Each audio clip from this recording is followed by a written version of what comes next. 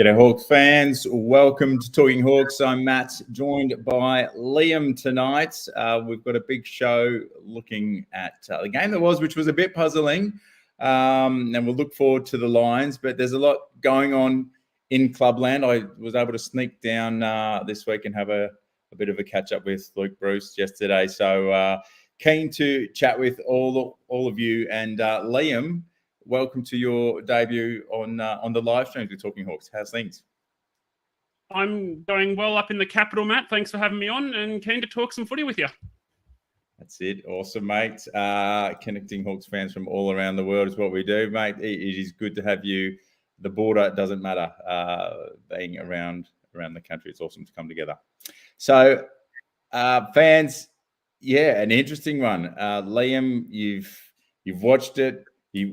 If you haven't, if you don't know of Liam as much, soaring to new heights. He and Timmy do a great job there covering the women's game in that AFLW and VFLW. So we may not talk about that as much tonight, but check out Soaring to New Heights with Liam and Timmy. But this man does cover a lot of things and stuffs us with a lot of good little stats. Mate, what's top of mind for you? What's your big takeaway or your big question after the game that's we've just seen? Well, I'll come to that in a sec. One thing that's jumped out at me, looking at the numbers that I prepare for the crew every week, and just a comment here from Chris California, spelt with a K. Brockman on my mind. I agree. Looking through the numbers this week, 15 disposals, 409 metres gained. By quite some distance, he got up the ground a bit more. He had the most metres gained per disposal of any Hawthorn player by about 7 metres to the nearest whole number. So, subject to rounding errors, he had about 30% more metres gained per disposal than any other player. So I loved seeing him get up the ground more, and he's starting to add that more than just a bit of a downhill skier in the forward 50. So I really liked seeing him work up the ground a bit more. So that was just seeing that comment, and then sorry to go off on a minor tangent, but just quickly, while we're talking numbers, that was one of the first things that jumped out at me. Seeing him, and then might be worth addressing that tonight. So, but a game of two halves. It was, wasn't it? Well, that was my first impressions, and then going back and looking at that first quarter, and then how we scored compared to them for the last three. I was like, it's not quite as a game of two halves. We did surprisingly. That second quarter we did appear, even though the scoreboard kept getting away from us. So it's fascinating to look at that total points for and against for that last three quarters versus the final half. But clearly it was nice to get a run on. What was it, 5? Did we end the game with 5 straight or last 6 goals? I think we kicked the last 5 or something like that. Yeah, Port was simply unsustainably good in the first half, to be honest.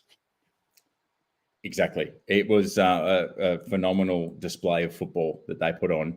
And even though our midfield might have copped a little bit of a touch-up, probably good for having a bar set and some aspirational things for that group to take away some lessons and perhaps some personal, but as a group, goals in terms of how they can go in and try and dominate another midfield that's going to be young and youthful. And I think Daz and Timmy touched on it nicely in the 6 Points podcast. If you haven't caught those on your favourite podcasting platforms, still worth a listen.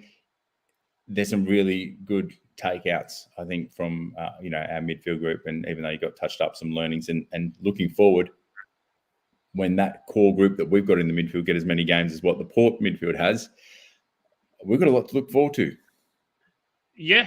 I mean, let's not forget, even though some of our mids aren't, even you look at some of our more experienced mids, they're not more experienced as midfielders. Connor Nash has played just over 50 games, although yet it was only about his 30th or so game that he actually moved into the midfield at the highest level. That was the Brisbane game in 2021, and I think round 20, when he played his best game for the club. Well, at that point, he's now played several better since. Will Day only transitioned into the midfield really this year, having played a lot in the back line. And then, interestingly, he was redeployed to the back line in the second half this week.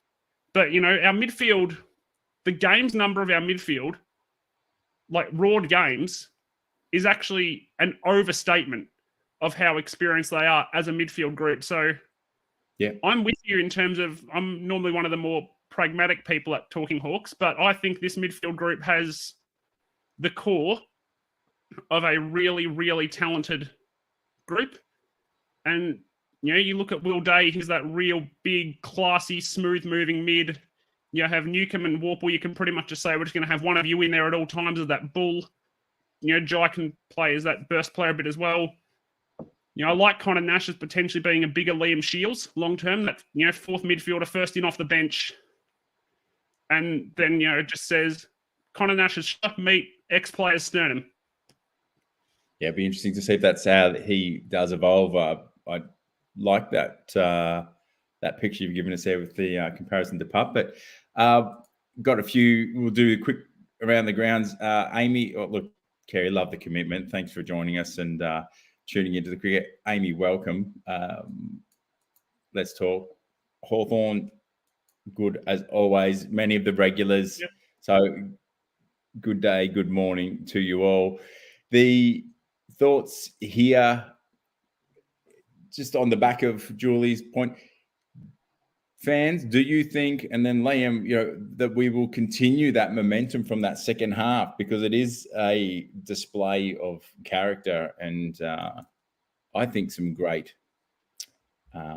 resolve from the group to turn that around. And Sam did compliment the players in that they were driving that in that response in the second half. Do we see that come straight into the Lions game? I think so. I think the first 10 minutes of the Lions game will be really telling, because I think there's going to be a big mission to we're not starting like that again. Yep. And so if I'm watching the first 10 minutes, thanks, Chris. If I'm watching I'll actually be at this game. So the first 10 minutes I think will be really telling. And if we're on, it could be a good game.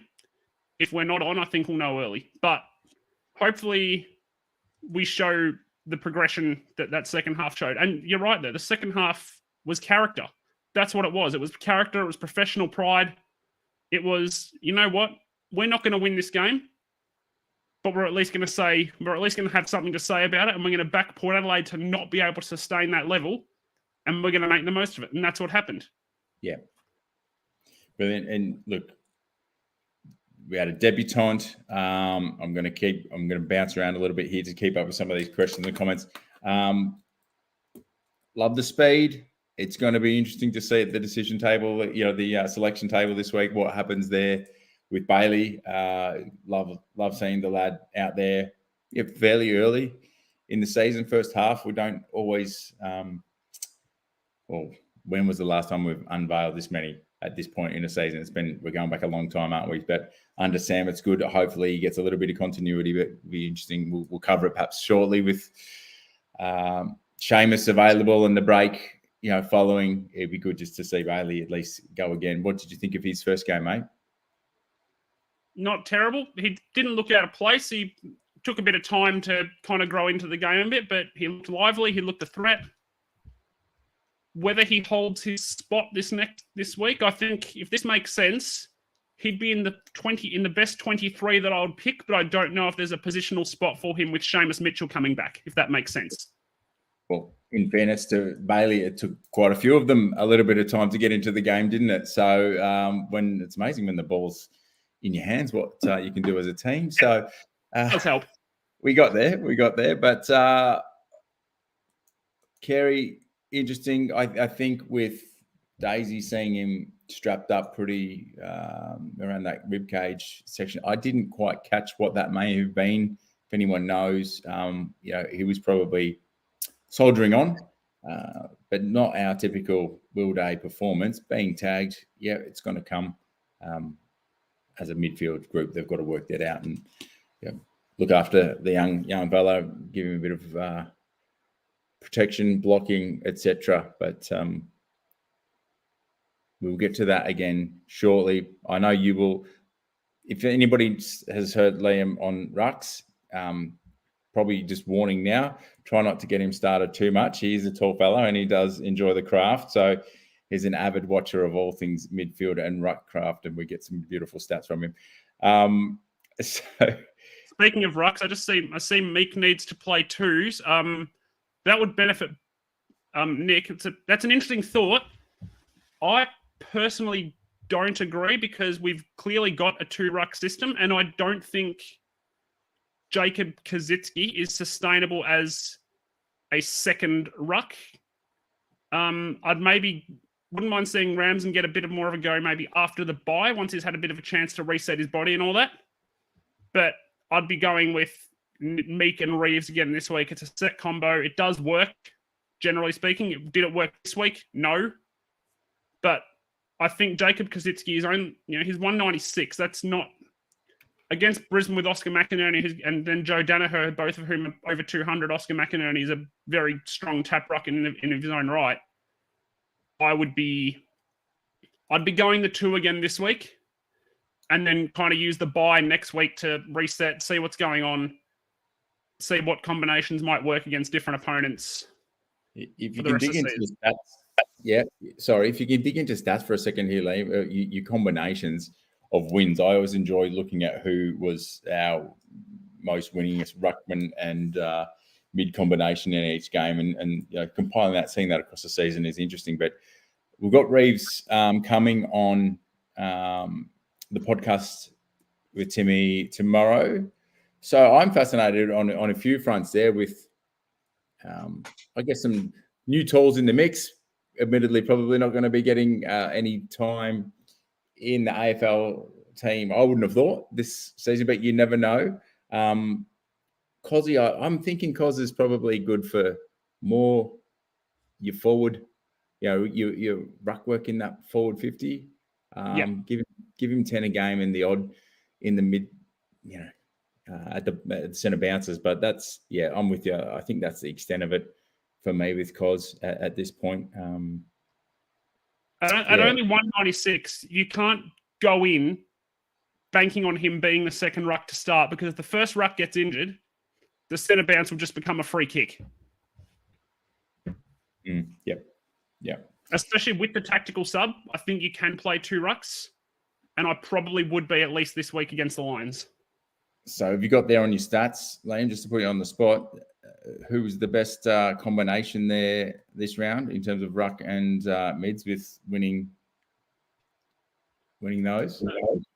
So of combinations that attended more than once, because I don't consider that a statistically significant sample. Interesting though, the 3 centre bounces that had Cozzy was 2 wins and a draw, although they were all later in the game. The Meek with Newcomb, Nash and Warple won both their centre bounces. Newcomb, Nash and Warple attended 6 times with Reeves for 2 wins and 4 losses. Obviously, there's an opponent factor as well with some of them. Yeah. But Newcomb, Nash and Warple seems to be one of our strong combinations. Interestingly, the Day and Nash combination, which is normally exceptional and is, I think off the top of my head, our best pairing statistically of that big 4, if you like. Yep. You paired them with they were well down this week, and I think that was the Day being tagged factor, and perhaps we didn't adapt to it. So I think at training this week, there's going to be, I think Cooper Stevens or Finn McGuinness might be running with Will Day a lot in match sims at training. And I think we're going to be working out how probably Connor Nash can help protect Will Day and then leave Newcomb or Warple to do the extraction. Beautiful. All right. But Day and Nash combination normally, just not this week. Sorry, mate, cut across you there. There's a nice little tour into the world of Liam for you all. So enjoy. Just cruising through. Austin suggesting no more subs for Mackenzie and McDonald. I can see that. Why? And don't mind it. We're already jumping into, let's look with one game and then the bye. It's going to be interesting to see selections because some may need a little spell, but do you just continue for, I guess, form confidence sake for some of them and not risk? Look, we've got a pretty good, pretty small injury list at the moment as well. So let's see. Kerry's just catching my eye tonight as well.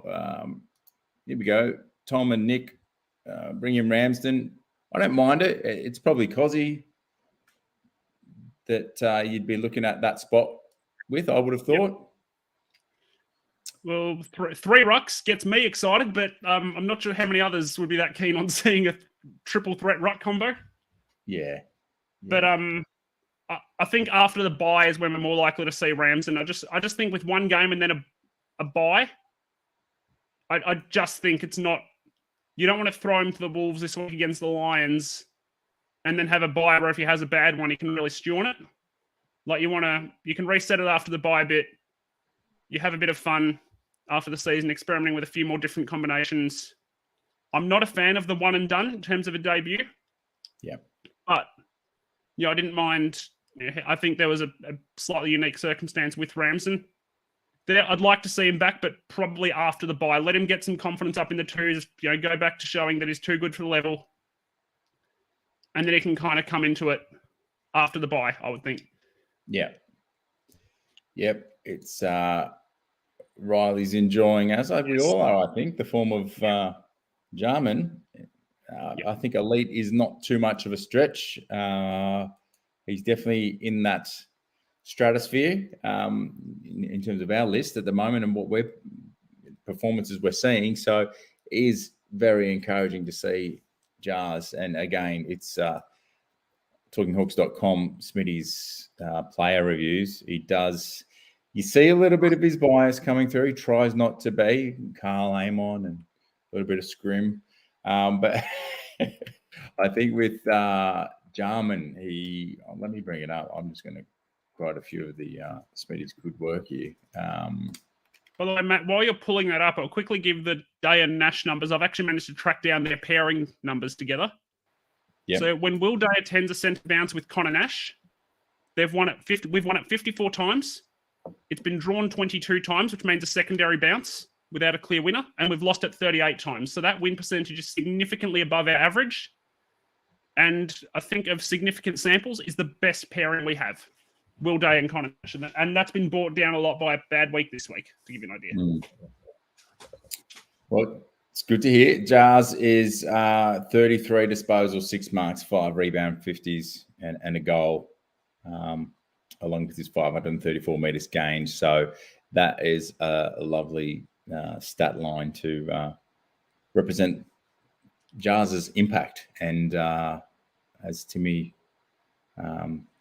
heard from, who was it? I think James Blank, just Jars' leadership amongst the group. It goes a long way, saying the right things to the right players at the right time. So watch for that and enjoy. Welcome, Janelle. We've got a few things starting to bob up. All right. Could I just want to very, very quickly address Barry's comment? Zach Tucker would be a nice inclusion. The only problem is he's not on our AFL list, so can't be put into the team. Thank you. Beautiful. And we've got suggestions around most likely Barry again, Box Hill. It is Box Hill's 2013 Premiership reunion with Damien Carroll, DC, Dave Mirror, club stalwart icon. We did an interview with Dave when he was on the Hawthorn list. Or actually it was just after he was on the Hawthorn list. So cracking fella, amazing contribution. And if you are a chance, there'll be a president's function and the like as they play the Lions at 12:05 on Saturday. Mate, let's just go into the Box Hill game then. If you have... I'll just pull up the numbers for that quickly. Got that sorted while Liam's doing that. If you are able, interested, we've got a number of things coming up with sponsoring the players. We have the event, 2 tickets to the lounge at the MCG, round 16, Hawthorn v Carlton. If you are part of the group that support some of the players with us, and we sponsor Denver, Jai, and Jazz Fleming. You check out the details on talkinghawks.com or in the YouTube show notes. You'll see it around talkinghawks.com. We'd love to have you with us. There's a lot of other fan experiences that you can enjoy with the club, with ourselves, and be in it, because it's pretty special being able to have that close contact with the club and some of their players. So All right, Liam, what have you got from Box Hill's game, which was a tough loss? Yeah. So first of all, I just want to thank David quickly in one of the YouTube comments for correcting me. Clay Tucker, yes, thank you. Clay Tucker. Yeah, Barry, it's Clay Tucker. Thank you. I've noted that I saw Zach Tucker, and that's a different name and doesn't exist. So thank you. I've been corrected on the name and then the person. So all good. Welcome to the live streams, mate. I've been corrected and been wrong many times. Yeah. So Clay Tucker had 16 hitouts. He was beaten on the day, though. Williamstown had quite clearly the dominant ruck. He got their ruck got 9 coaches' votes. So it was, I think, quite clearly the best on ground looking at the numbers and the coaches' votes. We had 2 Hawthorn players get coaches' votes. They were also the only 2 Box Hill players to poll. Harry Morrison polled 7 and Cooper Stevens polled 2. So it'll be interesting to see whether either of them can force their way back into the team this week. I was going to say back in, but Cooper hasn't played for us yet. Just having a look, Cooper Stevens, quick stat line, 25 disposals, 8 tackles, 4 marks, pretty not a bad day. Harry Morrison was named our best player. He had 31 disposals, 4 tackles, 13 marks for a winger, which is a very impressive number. A clearance and 2 behinds, so as well as 4 inside 50s and 3 rebounds. So he was considered the best Box Hill player on the day, both by coaches' votes and looking at those numbers, it's quite clear to me. Just looking through, Fergus Green was fairly quiet, kicked a goal from his 3 disposals. 15-point loss in the end, and we only had 38 inside 50s. Oof. So get run over at the end, which was I think it hurt. It's the Box Hill have some great list play-out management challenges with trying to accommodate so many Hawthorn listed players and having that talent there ready at their disposal to go. So look, a great benchmark game for them to reflect on and move forward. But against the Lions, first time Box Hill will be playing them this week. So I'm sure Zane, we'll have to get Zane on again soon. Zane Littlejohn will be, as coach, adamant that they focus on the right things to give us the best chance of a win this week and celebrate the 10-year reunion of the 2013 Premiership. And players on minutes restrictions as well makes it difficult as well. So let's hope that, I think Josh Ward was on a minutes restriction last week, if I'm not mistaken. Hopefully he can have a full game in the VFL this week. I'd love to see him come back in. I'm just not sure, especially the 1 week before the bye, coming off the injury, that there's a spot for him this week. I'd love to see him get a full game in at Box Hill, really get some legs under him and just start beating that door down again. Mm-hmm. If Chad Wingard plays, he'll probably be on a minutes restriction, but that's probably the biggest killer for AFL-aligned clubs in the VFL, is that they often have players there on minutes restrictions. So Williamstown have the advantage, whilst they've got the disadvantage of not having full-time professionals, they've got the advantage of a little bit more continuity because they don't have a higher power, if you like, just kind of dictating to them how players are played and all that. So, well, I know, there you go.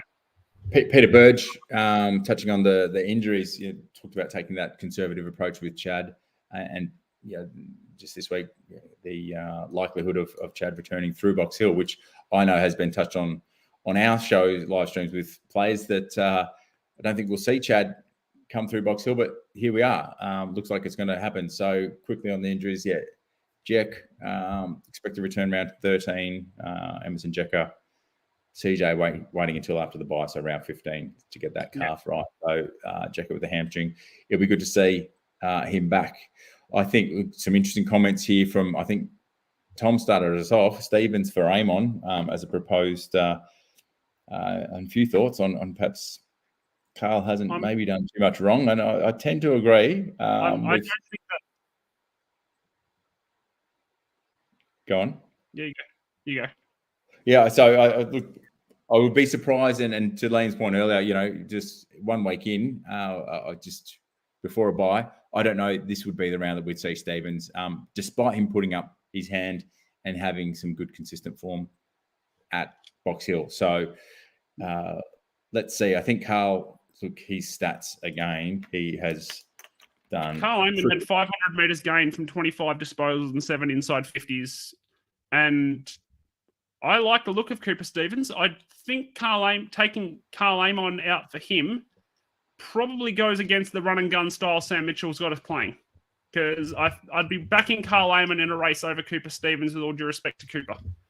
I don't know that would Cooper be in the AFL team coming off the wing or spending a lot of time on the wing. I don't know that would be his predominant position outside of some midfield burst, and that's probably where we'd see him to begin with. He'd get maybe 5 to 8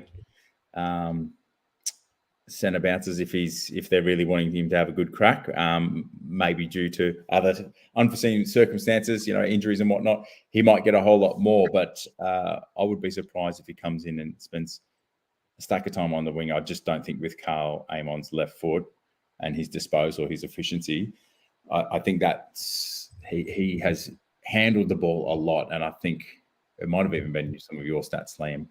Carl Amon, we don't have to look them up now, but has had a lot of that outside ball received across the whole season by a country mile compared to anybody else in the team. So he would be top 8 now, best and fairest quite comfortably, I would suggest. Now. So cool. We'll put that one to bed. I think my Dylan Moore, it was good. Just before we move on, I liked some of the changes with Day, Frost, Moore.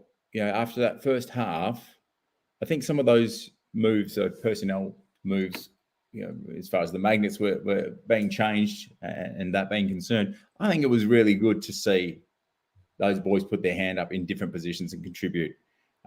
Sometimes that can break the circuit to a degree with the mentality and whatnot. Albeit Frosty didn't probably put as much in terms of on the scoreboard pressure that we'd like. A few fumbles, yes. Day, I'm not sure what to expect with the ribs, but more in particular, it was good to see him. 7 score involvements, 11 disposals in the last quarter. Just really came home with the plumb. 9 centre bounce attendances for the game as well, which I found interesting and didn't mind seeing. I still think when we're at our best, he's a permanent forward. To be honest, he stylistically reminds me a lot of Mr. 500, who we need to talk about at some point. Yes. Let's go there now. That right foot snap that never misses, that style of play, I think that forward is going to midfield for 5 minutes a quarter. That's where Dylan Moore will be long term. I don't mind seeing him while we're developing, especially in that last quarter, getting a bit more of a run. And I'd probably like to see him in there with Connor Nash a bit more, because especially at a centre bounce where you only have 3 rovers, you do want someone with a bit of size in there. With all due respect to Dylan Moore, I know a lot of men who are 5'10" who would like to be measured by whoever measured you at 5'10". Before we go to Brucey, I was just going to throw back to Tom here. Dipper's just a much bigger unit than Stevens in terms of the size, but I do like the tough as nails. Tough as a cat's head always goes well, especially if he comes in and gives us some great utilization after being at the Cats. So I would just enjoy that. So Brucey, the reliable kicks at goal. Shockingly, how was it? 4 point posts in the first quarter between both teams, and 2 off Brewster's and 2 off Finlayson, wasn't it? But I loved when Brewster talked that pre-game. Tyler Brockman said, I'm going to give you the assist, the goal assist.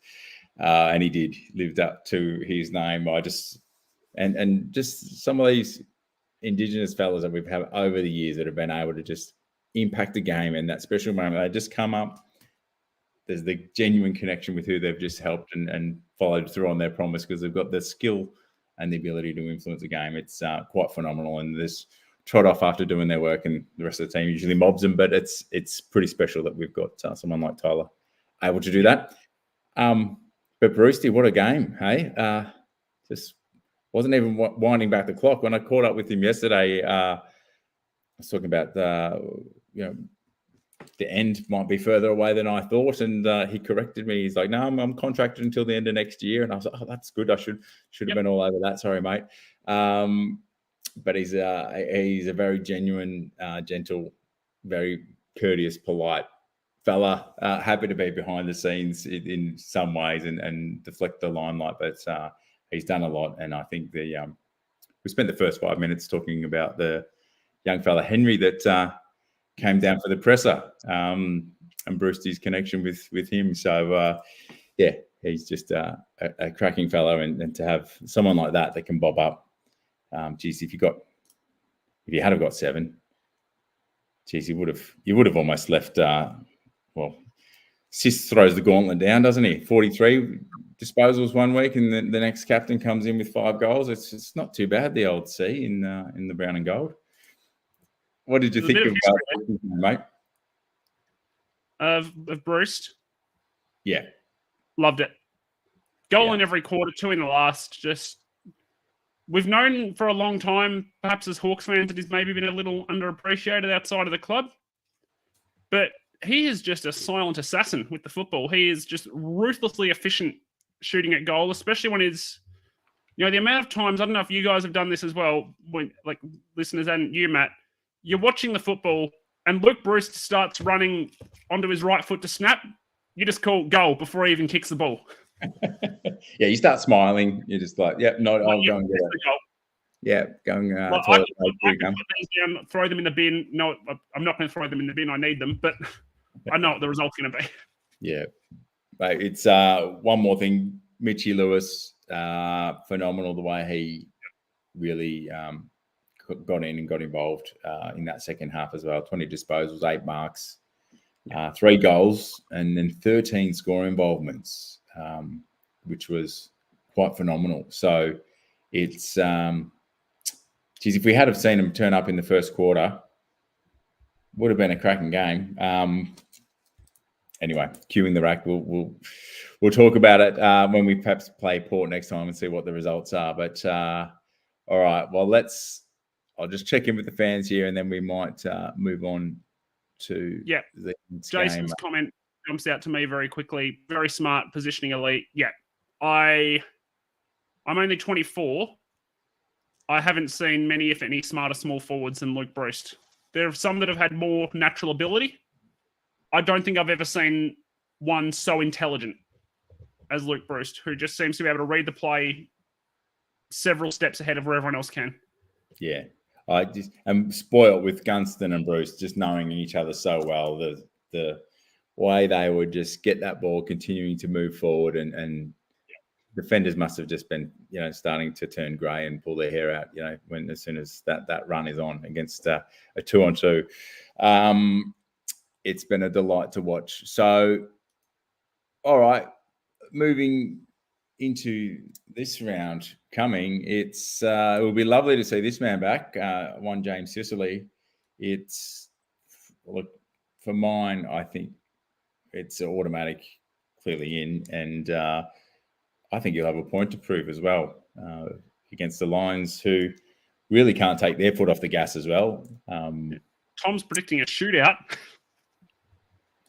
Well, you never know. Who would have thought we would have such a flogging when we've scored, around the 100 mark? It's we've got the potential to turn it on, haven't we? Yeah. Just need to be a bit less revolving door in the back line. Yeah. Which I think the captain will help with, and probably a bit more pressure up the ground as well, because I think a really underrated part of defence is how much pressure is coming in on the ball. Because if quality football comes in, defenders are always going to be at a disadvantage because the forwards are the ones who know how to read where the ball's going to go. Yes. Well, look, it's Saturday.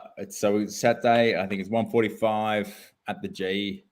Those fans that are in Melbourne, enjoy, or if you're coming in, get there. It'll be great to see. I think it'll be a really good arm wrestle. I'm predicting a close game. So whether it's a big high scoring shootout, I don't know, but it will be. I think a significant matchup again, midfield will be fascinating to see what plays out there. It's this brand that we're starting to see click. I should have brought this. The numbers. Daz was thinking he beat me to the punch. The first 4 rounds compared to the next 4, points for and against.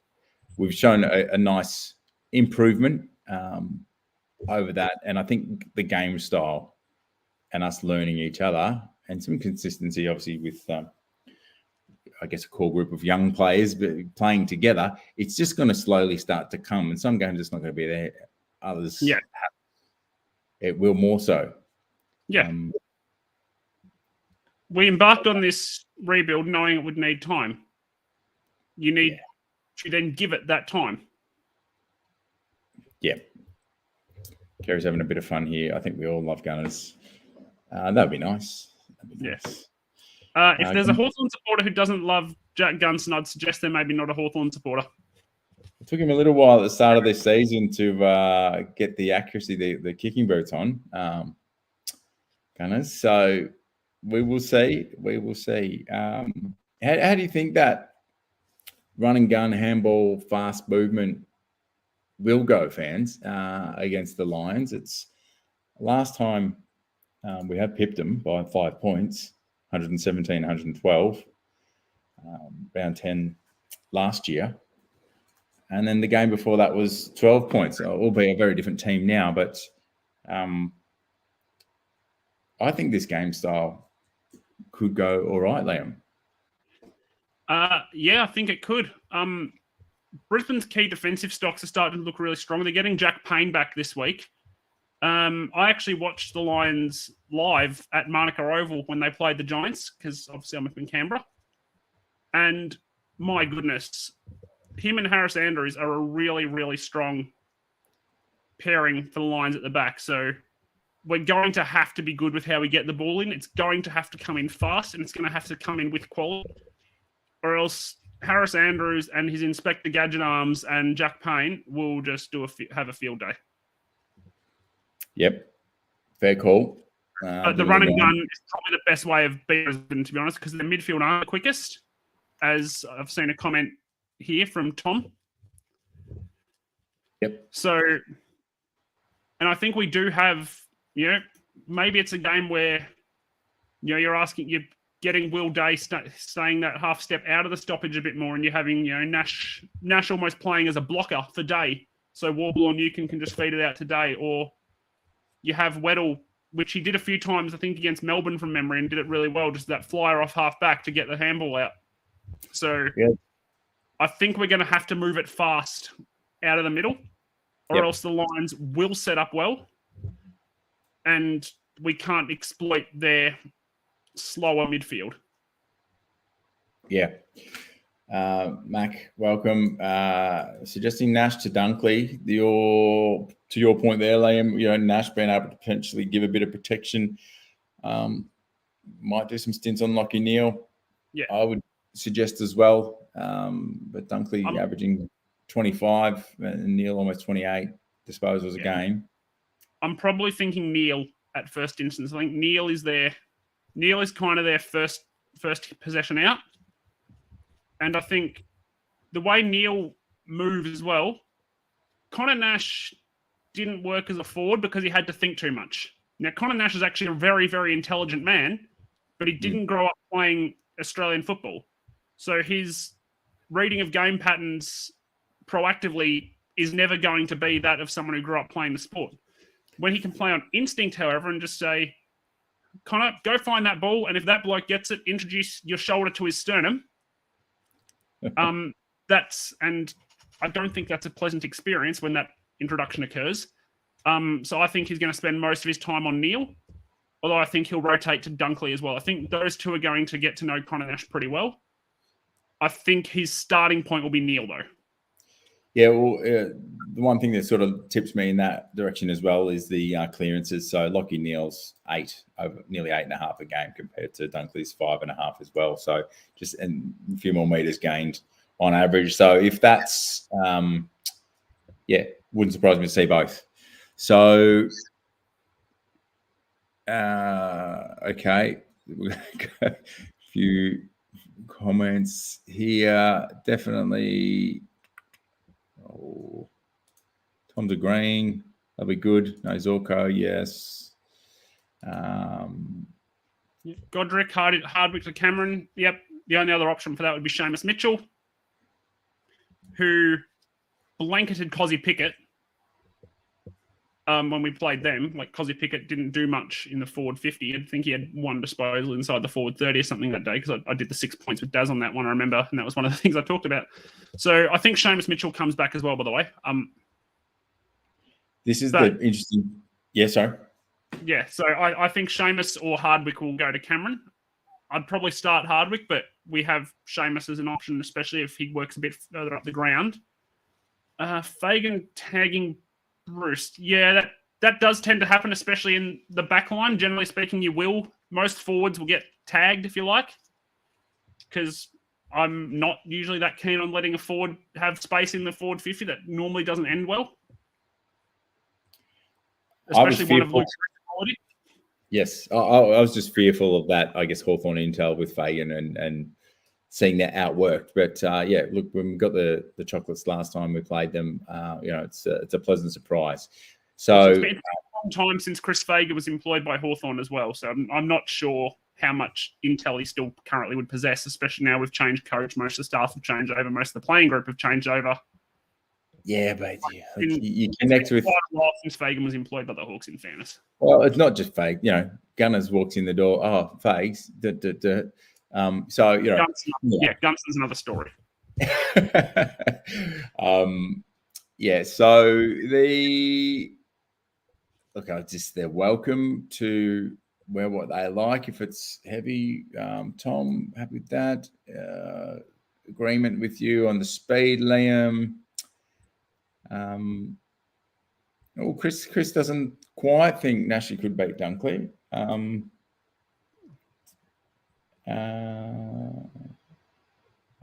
Could. Sorry, no, I was misreading that. Could, agrees. So good. Yep, Hardwick to Cameron. There's some good... Yeah, that was the comment I referred to earlier, yeah. Sorry, I'm behind here. Getting there, people. So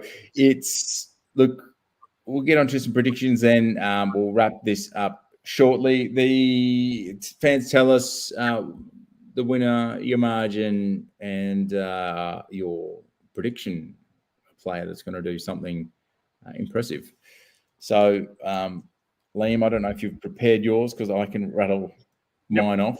I didn't. Yep. You ready? Yep. So I'll let you lead off. I'll quickly check something. Yep.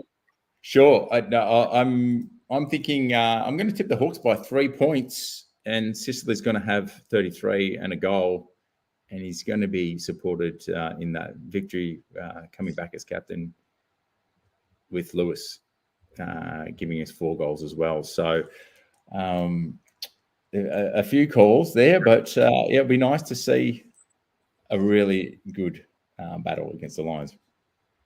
I think it'll be a good game. See a very interesting comment there from someone who I know rather well. I am tipping the Lions this week. I'm going to tip them by 28, although I think it'll be one of those games where they kind of just hold us at 2 or 3 goals arm's length all day, and they will just probably kick the last couple. Mm-hmm. So, and I think our best on ground will actually be Connor Nash, because I think he will take us forward a lot. And I think he'll do quite an effective job trying to shut down one of their midfielders. Their midfield just has a lot of talent. They've got a lot of really good players. They are a really, really good team. I personally tipped them for the premiership before the season. They're just a team that I really like the look of. They weren't that impressive. Watch them up here at Monica. Yep. But I just think, coming off the bye, although Daz did give me a good stat just a couple of hours ago, that teams coming off the bye only have a 47% win rate. And that number, if you take out teams where it's bye against bye, where the rate is obviously 50%, that number would drop a little bit as well. So just basic mathematics, because, if it's bye v bye, it's 50%. Yep. Because one will win and one will lose. It's a binary outcome. So I do think coming off the first 10 minutes will be really important, because if there's any rust from the bye, that's when it's going to show. And if we're in front at quarter time, we're a chance. I'll say that. All right. That was the longest prediction we've had. Well, it was part prediction, part defending myself, part covering my backside if I'm wrong. All good. Put it out there. No time for splinters, mate. All good. A couple of quick questions before we wrap this. When is Morrison going to play in the seniors? He has had some good form. He's got to push out somebody. Who's potentially going for Morris? I would suggest it's after the bye. I don't know that it's this round. I'm hesitant to make too many changes before a bye. Like the week before a bye, I'm hesitant to make too many changes because you can't build momentum. Yeah, and it's a bye for both. It's also a bye for the VFL men as well. That this next weekend. So it's our entire men's program get a rest after this week. So I'd be hesitant to make too many changes because you won't be able to build momentum and continuity with a new set of players. Yeah. It'd be good to see Henry at some point. Hopefully not too far away. Not sure. Definitely with Finn. Who does he push out? Again, similar to Morris, isn't it? So, with Stevens probably yet to have an opportunity. I reckon he might get a look in before Finn at this point in time. So at the end of the day, it's a maths problem. We can only have 23 players. Like we have 30 players we want to play every week. No matter how many we want to see play, we can only have 23 on the team sheet. So it's at the end of the day, it's a maths problem. Yeah. All right, mate. Well, let us wrap this up. Godric, you get the final say. Great comments tonight, fans. Thanks for joining us. Get to the game if you can. Liam, pleasure to have you with the fans on the live stream, mate. We'll have you back again. You can enjoy all of Liam's good written content and on the podcast. So if you haven't, get behind us, subscribe, leave us a 5-star review. We love those. We'll read them out as well on the podcast. So join us next time. Next Wednesday night, we will be back here. And until then, go Hawks. Go Hawks. Thanks, Liam, mate.